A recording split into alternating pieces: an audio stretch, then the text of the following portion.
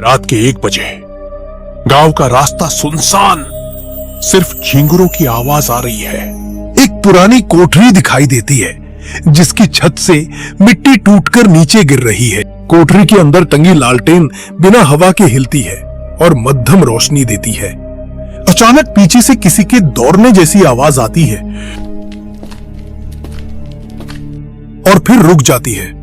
दीवार पर एक काली परछाई रेंगती हुई ऊपर चढ़ती दिखती है, जैसे इंसान नहीं हो। मिट्टी का दरवाजा अंदर से थोड़ा खुलता है और जोड़ों की चरमराहट गूंजती है। ठंडी हवा नहीं है, फिर भी लालटेन अपने आप बुझ जाती है।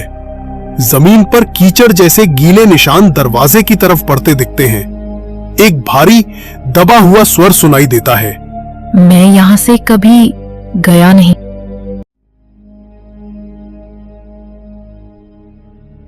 रात की हवा में अजीब सन्नाटा था, खाली पड़ी हुई बस्तियों की तरह दिखाई दे रहा था। लेकिन बंसीराम अपने आंगन में खाट पर बैठा, आंखें खुली, कानों में तन्हा आवाजें सुन रहा था। बंसीराम, कुछ तो अजीब है, मुझे बहुत डर लग रहा है। कुछ नहीं गायत्री, बस रात का सन्नाटा है।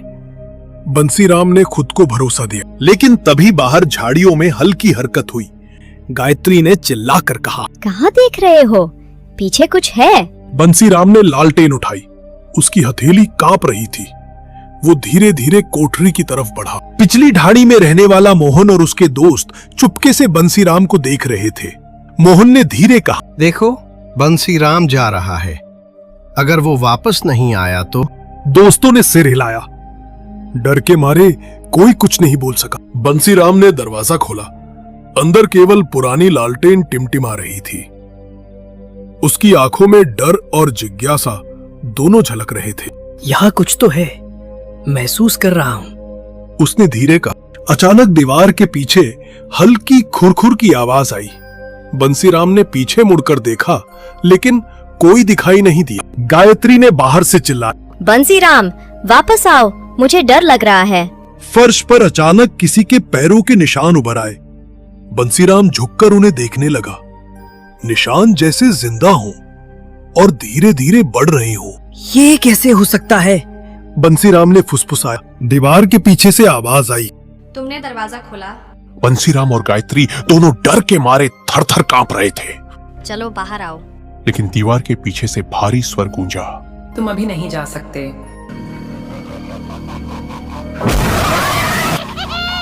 सुबह सूरज निकला, लेकिन पूरे गांव में अजीब सी शांति थी। मोहन अपनी लाठी लेकर बंसीराम के घर पहुंचा। बाहर मिट्टी पर गहरे पैरों के निशान थे, जैसे कोई रात में आया और दरवाजे तक गया हो, फिर लौटा नहीं। बंसीराम ने दरवाजा खोला। आंखों के नीचे काली लकीरें, जैसे पूरी रात नहीं सोया। ये निशान किसके हैं? बंसीराम ने धीमी आवाज में कहा, वही जो कोठरी में था, लेकिन इस बार वो खुद यहां आया था। मोहन सन्न रह गया। गांव में मालती नाम की एक महिला रहती थी।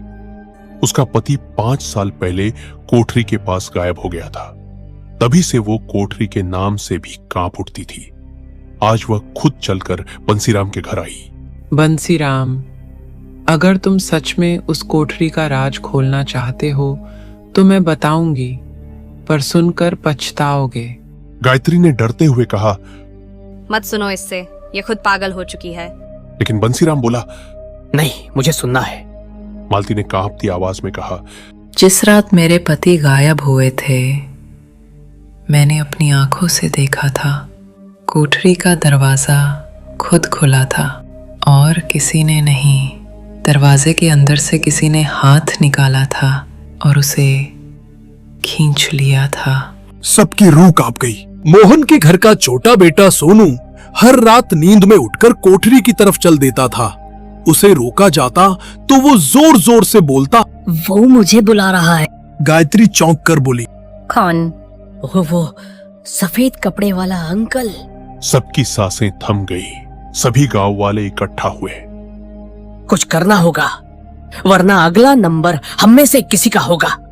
मोहन ने कहा, जो कोठरी में रहता है वो इंसान नहीं है, वो वही लेता है जो उसके दरवाजे तक पहुंचता है। गांव में फिर से सन्नाटा छा गया। बंसीराम ने मुक्का भींचा। अगर वो खुद बाहर आ रहा है तो इस बार हम उसका इंतजार करेंगे। रात होने वाली थी। बंसीराम, मोहन और 2-3 और आदमी लालटेन, लकड़ी और एक पुरानी बंदूक लेकर अपने घर के बाहर बैठ गए। गायत्री ने हाथ जोड़कर कहा, भगवान का नाम ले लेना, क्योंकि इस बार अगर वो सामने आया तो वापस लौटने की गारंटी नहीं है। बंसीराम ने आंखें बंद करके कहा, या तो आज इसका खेल खत्म होगा या हम सब।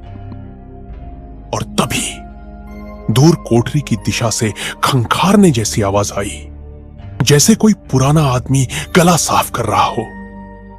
सबके बदन में ठंड दौड़ गई। बंसीराम, मोहन और 2 और गांव वाले, राखू और हेमराज घर के बाहर लालटेन लेकर बैठे थे। सबकी निगाहें कोठरी की तरफ थीं। हवा थम चुकी थी। पेड़ के पत्ते तक नहीं हिल रहे थे, जैसे कुछ होने का इंतजार कर रहे हों। गायत्री और मालती अंदर बच्चों के साथ थीं। वे दोनों लगातार राम नाम जप रही थी। रात के करीब 12 बजने वाले थे। अचानक कोठरी की दिशा से थम थम जैसी आवाज आई, जैसे कोई जंजीर घसीट रहा हो। मोहन ने धीरे से कहा, आ गया। बंसीराम ने लालटेन कसकर पकड़ ली। हवा अचानक बर्फ जैसी ठंडी हो गई। लालटेन की लौ कांपने लगी। गोपाल ने कांपते हुए कहा, मुझे अच्छा नहीं लग रहा, चलो घर चलते हैं। बंसीराम ने तड़प कर कहा, जो जाएगा उसके पीछे वही आएगा। गोपाल चुप हो गया। सब चुप थे। तभी थक थक थक किसी ने बंसीराम के दरवाजे पर धीरे से दस्तक दी। मोहन ने कांपते हुए कहा, कोई तो बाहर है। बंसीराम ने जवाब दिया, कोई नहीं, जो है वो दिखाई नहीं देता। अचानक सामने की मिट्टी पर पैरों के निशान उभरने लगे, लेकिन कोई इंसान नहीं था। एक एक कदम उनके सामने आकर रुक गया। मोहन ने आंखें फैलाकर कहा, ये इंसान नहीं है। अंदर से गायत्री की चीख सुनाई दी, बंसीराम जल्दी आओ, सोनू गायब हो गया। सबके होश उड़ गए। मालती भी जोर जोर से रोने लगी। वो फिर किसी बच्चे को ले गया। सभी ने देखा, ताजे पैरों के निशान अब कोठरी की तरफ जा रहे थे, जैसे कोई अदृश्य इंसान सोनू को उठाकर ले जा रहा हो। बंसीराम ने बंदूक लोड की और चिल्लाया, आज चाहे मेरी जान चली जाए, पर मैं उसे कोठरी तक नहीं जाने दूंगा। मोहन बोला, हम सब साथ हैं। चारों आदमी कोठरी की तरफ दौड़े। लालटेन हवा में हिलती हुई, कदमों की आवाज मिट्टी में मिलती हुई। और तभी कोठरी के टूटे दरवाजे ने खुद ब खुद झर्र करके खुलना शुरू कर दिया। धीरे धीरे, जैसे किसी ने अंदर से पकड़ा हो। सभी चारों वहीं जड़ जैसे खड़े रह गए। दरवाजा अब पूरा खुल चुका था। सोनू बाहर आजा बेटा। अचानक अंदर से छोटे छोटे पैरों की आहट सुनाई दी। ठुक ठुक ठुक। सबकी सांसें थम गईं। अंधेरे से एक छोटा सा लड़का बाहर निकला, दिखने में बिल्कुल सोनू जैसा। मालती रोते हुए उसके पैर पकड़ने दौड़ी, लेकिन तभी उस लड़के ने धीरे से अपना चेहरा ऊपर उठाया। उसकी आंखें पूरी काली थी, मुंह कान तक फटा हुआ, और उसके होंठों से एक भारी गूंजती हुई आवाज निकली, सोनू नहीं हो। मोहन पीछे हटते हुए कांप गया। तू कौन है? लड़का हंसा, धीरे, लंबी खिंची हुई आवाज में, जिसे तुमने दरवाजा खोलकर बुलाया था। अचानक उसके हाथ लंबे होते गए, नाखून तेज छुरियों जैसे, और उसने मालती की गर्दन पकड़कर एक झटके में तोड़ दी। धड़ाम! सब चीख उठे, लेकिन वो सोनू जैसा दिखने वाला बच्चा चारों की तरफ एक साथ देखने लगा और फुसफुसाया, अब अगला कौन है? अब कोई क्रोध नहीं, बल्कि थकान और अजीब सी सुकून थी। उसने धीमी पर स्पष्ट आवाज में कहा, मैं तुम्हें बताना चाहता था, मेरा नाम सोनू नहीं था, मेरा नाम चंदन था। कई साल पहले मारती ने मुझे जलाकर मारवा दिया था। उसने मेरे साथ बेइंसाफी की और मैंने उस दिन अपनी जान गंवा दी। उसके शब्दों पर हवाओं ने रुक कर सुना। बंसीराम ने कांपती आवाज में पूछा, तो फिर ये सब क्यों? तूने क्या किया? चंदन ने आंखें बंद कर ली और कहा, मैंने बदला पाना था। मैंने उसे मार दिया। उसी रात उसने मुझे मारवा दिया था और आज मैंने उसका बदला पूरा कर दिया। अब मेरी आत्मा को चैन चाहिए था और उसे चैन मिल गया है। वो एक हल्की सी मुस्कान करता हुआ बोला, अब मेरी आत्मा शांत है। तुम सब डरना बंद करो। मैं अब और किसी को तकलीफ नहीं दूंगा। मैंने अपना हिसाब साफ कर लिया। धीरे धीरे उसकी देह से एक सफेद धुंध उठने लगी, मानो कोई पुराना बोझ हल्का होता जा रहा हो। धुंध के साथ वह लड़का चंदन मुस्कुराकर ऊपर की ओर उठने लगा। उसकी आवाज अब बस एक फुसफुसाहट बनकर रह गई। अब मैं जा रहा हूं, शांति मिले, बंसीराम ने धीमी सी आवाज में कहा। कभी कभी सच्चाई बहुत देर से आती है, पर आती जरूर है। गायत्री ने आंसू पोंछते हुए सिर हिलाया। मोहन चुपचाप बैठा रहा। उसकी आंखों में अब डर नहीं,